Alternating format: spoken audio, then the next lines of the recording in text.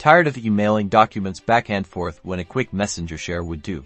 Let's unlock the simple trick to sending files directly through the Facebook Messenger app. First, locate the Messenger app on your phone and tap to open it.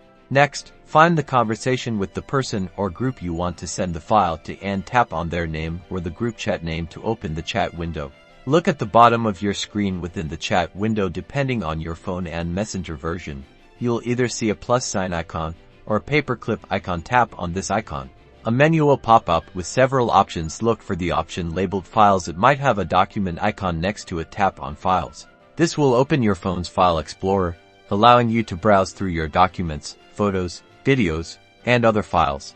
Navigate to the folder where the file you want to send is located. Once you found it, tap on the file to select it.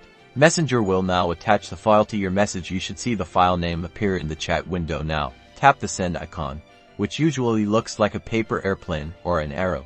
And that's it. The file is now sent to your contact through Facebook Messenger. They can tap on the file to download and view it. It's that easy. Share files quickly and efficiently with this simple messenger tip. Like and subscribe for more helpful tutorials.